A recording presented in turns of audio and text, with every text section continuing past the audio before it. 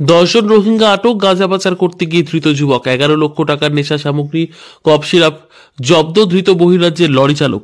ত্রিপুরা রাজ্য প্রবেশের মুখে অসম চোরাইবাড়ি ওয়াচ পোস্ট পুলিশের হাতে ফের বিপুল পরিমাণ কফ সিরাপ আটক হয়েছে। এই কাণ্ডে জড়িত থাকার দায়ে লরির চালক রবিউল শেখকে পুলিশ আটক করেছে। জানা গিয়েছে, ধৃত চালকের বাড়ি পশ্চিমবঙ্গের মুর্শিদাবাদে।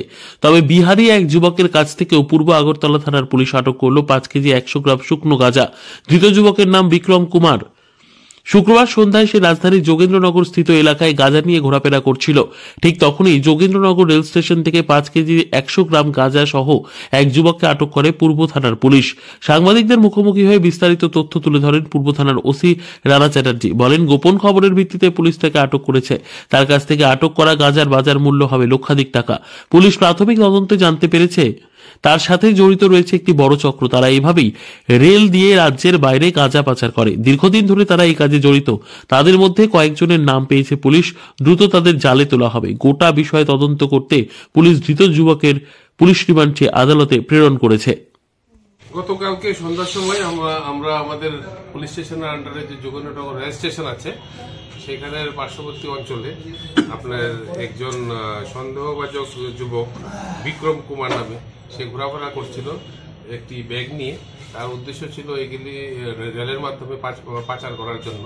তাকে আমরা গোপন সূত্রে খবর পেয়ে আমাদের পুলিশ অফিসার সমরেশ চাকমা এবং আসিফ ইকবাল তারা দুজন মিলে তাকে ধরতে সক্ষম হয়েছে এবং তাকে তল্লাশি চালানোর পর তার কাছ থেকে আমরা 5 কেজি 100 গ্রাম গাঁজা উদ্ধার করেছি। এখন আজকে ওর বিরুদ্ধে একটা স্পেসিফিক এনডিপিএস অ্যাক্ট একটা কেস নিয়ে ওকে আমরা আদালতে প্রডিউস করছি। ওকে পুলিশ রিমান্ডের আবেদন করব। আমরা জিজ্ঞাসাবাদ করার পর আমাদের যদিও প্রিলিমিনারি ইন্টারোগেশনে কিছু বেরিয়ে এসেছে, এখানে একটা চক্র আছে যারা ত্রিপুরা থেকে গাঁজা রেলের মাধ্যমে পাচার করে। তাদেরও কিছু নাম আমরা পেয়েছি। তাদের বিরুদ্ধে আমরা অ্যাকশন শুরু করছি। বাজার মূল্য কত গাঁজাগুলি? এগুলি 1 লক্ষ টাকার মতো। যতটুকু জানা গেছে ভুজংনগরের একজন নাকি এটার সঙ্গে যুক্ত আছে, এরকম খবর রয়েছে। এটা তদন্ত করে দেখা হবে। যাকে ধরা হয়েছে ওর বাড়ি কোন জায়গায় এবং কাজের সূত্র কোন জায়গায় থাকে? ওর বাড়ি হচ্ছে বিহার।